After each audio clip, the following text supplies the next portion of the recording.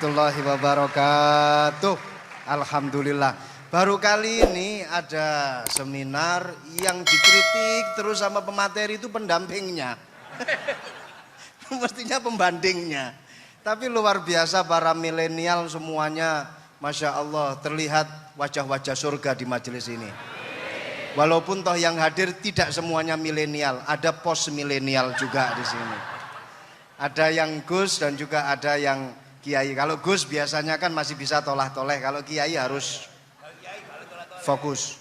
Tapi yang paling fleksibel di PWNU Jawa Timur, yang paling enak itu adalah beliau, Kiai Haji Agus Ali Mazhuri. Enaknya pripun? Dadi Kiai ya iso, dadi Gus ya iso. Itu posisinya paling enak di antara pengurus-pengurus yang lain. Tepuk tangan untuk beliau, enggak apa-apa. Langsung saya buka pertanyaan. Yang ditanya 2 orang, jangan pendampingnya. Yang ditanya 2 orang. Kalau enggak Gus Baha, Gus Kausar. Saya hitung sampai 10, enggak ada pertanyaan, kita tutup dengan doa. 1, 10. Ada yang 2 mawon nggih, pertanyaannya 2. 1, monggo. Yang perempuan, saya ingin yang perempuan, monggo. Sudah 2, silakan.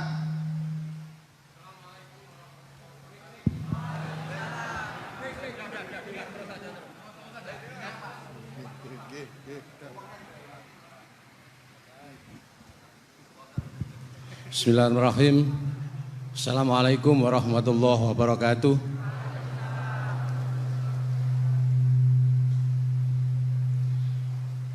Yang saya ingin tanyakan kepada Gus Baha, saya itu sering ngaji lewat YouTube panjenengan Gus.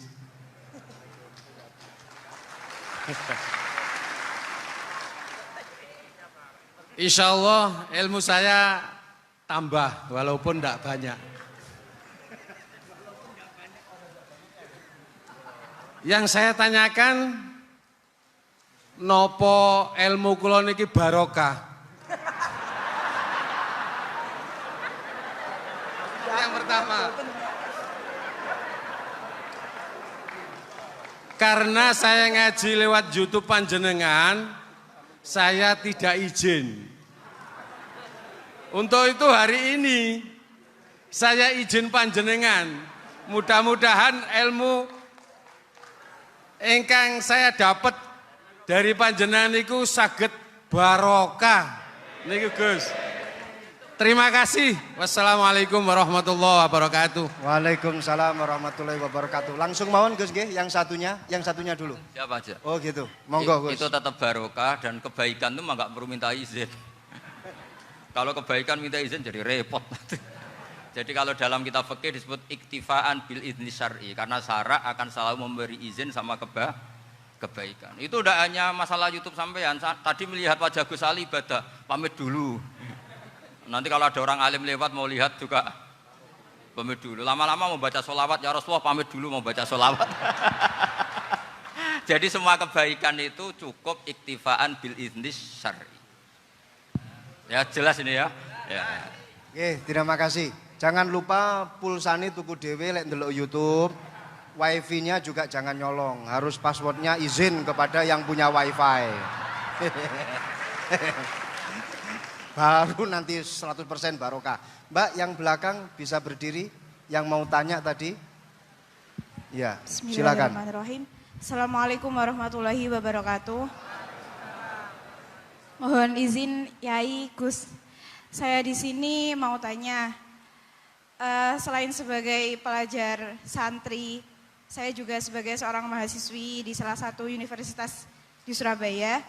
Yang saya tanyakan sebagai pemuda milenial, kita semua tahu bagaimana keadaan demokrasi negara Indonesia saat ini. Yang saya tanyakan bentuk dari hubul waton minal iman. Hubul waton di sini, bolehkah saya sebagai seorang mahasiswi menyuarakan pendapat saya, berjuang bentuk ijtihad demi keadilan berupa demonstrasi?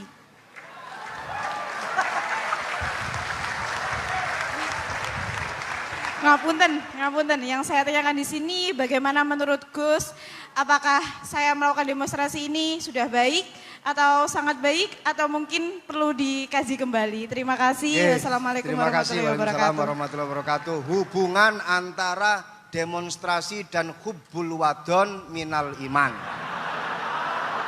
Hah? Oh ya, hubbul waton minal iman. Monggo Gus.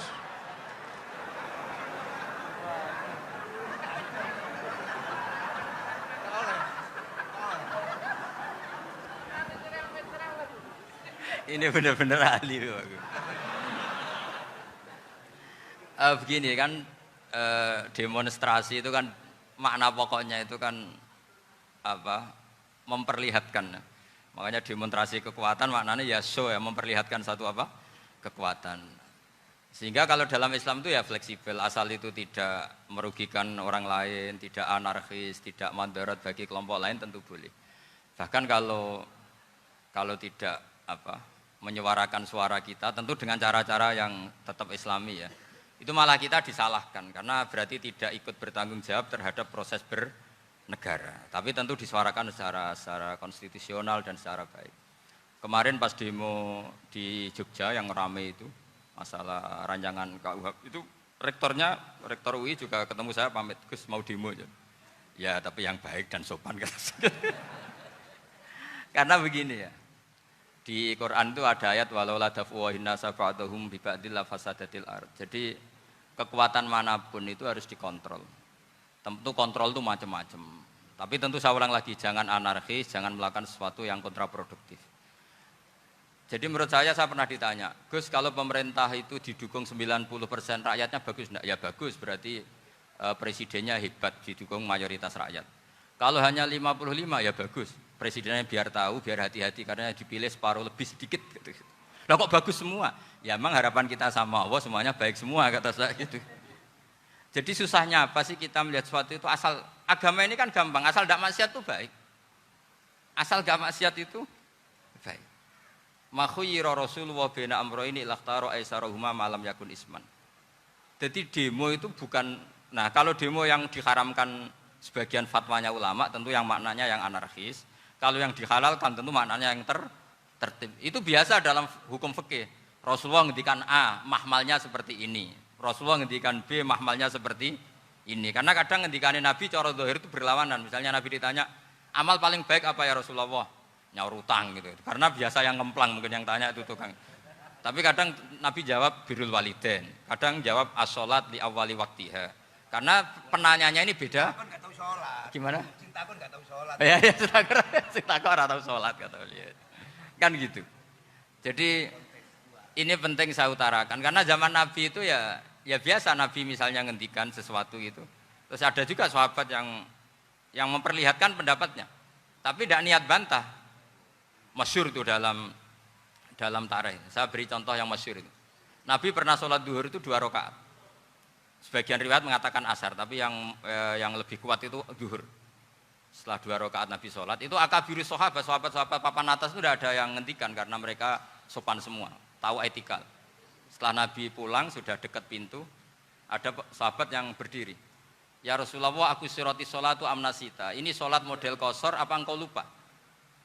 Tapi sahabat yang nggak tanya, ini niatnya malah lebih agak-agak buruk. Baguslah kalau sholat terbaru 2, berarti besok ya 2. Karena pakai teori nasah mansuh, berarti hukum itu pakai yang terbaru. Jadi gayanya tidak tanya, tapi lebih sama mungkin yang setuju undang-undang tadi ya tentang rumah tangga, kalau istri nggak mau dikumpuli tetap dipaksa, nanti suaminya bisa dilaporkan ke pengadilan gitu. Saya pasti mikir saya bukan masalah pengadilannya, pasti istrinya cantik. Kalau jelek kan nggak mungkin dipaksa. Ini ketularan ya. Jadi saya cara berpikir tuh, jadi tak pikir lucunya saja, bukan pikir serius. Ketularan ya, sudah ketularan ini. Karena keburukan itu mudah nular. Akhirnya Nabi kembali lagi, enggak, kullu dzalika lam yakun, semua itu enggak terjadi. Tapi Nabi sebagai orang yang sangat, ya sebenarnya enggak boleh dibahasakan sangat demokratis, sangat bijak. Nabi kembali lagi ke mimbar terus tanya, Ahakun maqalahu dzulyaten. Apa betul yang dikatakan dzulyaten tadi? Kata sahabat semua betul ya Rasulullah, tadi engkau sholat hanya 2 rakaat. Nabi kemudian takbir lagi meneruskan 2 rakaat terus salam.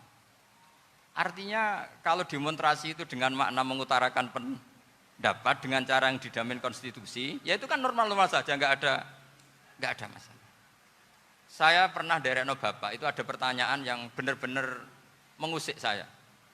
Ada orang miskin datang ke bapak, Pak Yai, jadi wong melarat itu ra enak. Sajane ya wis suwe dadi wong melarat ra enak. Itu pas Ramadan.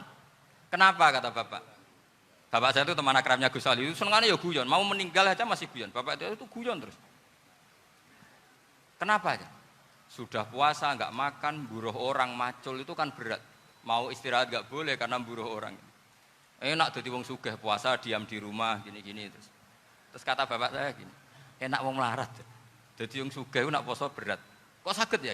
Esok mangan pecel, awan rawon, enggak sore sidik sate. Jadi yang harus ditinggalkan itu banyak. Nak sampean kan biasa meninggalkan itu semua. Semenjak itu dia, oh iya, nak ngono podo-podo abot. Jadi hasutnya pada orang kaya terus nggak ada. Nah ini pentingnya ilmu, jadi pentingnya pendamping tadi itu. Setelah diberi jelasan, oh matur nuwun ternyata podo-podo abot gitu. Dia nggak tahu susahnya jadi orang kaya. Ya sama seperti tadi, ya saya puasa, kerja gini-gini, bojo sitok elek, terus dari yang bojone 4 cantik semua abot aku. Karena harus ninggalkan 4 yang cantik tadi, yang bisa menghidupkan tadi itu. Itu kan juga demonstrasi, artinya mengutarakan apa yang, jadi itu saya pikir seperti itu. Ya ini, pokoknya gitu aja ya. Assalamualaikum warahmatullahi wabarakatuh. Waalaikumsalam warahmatullahi wabarakatuh. Tepuk tangan untuk beliau.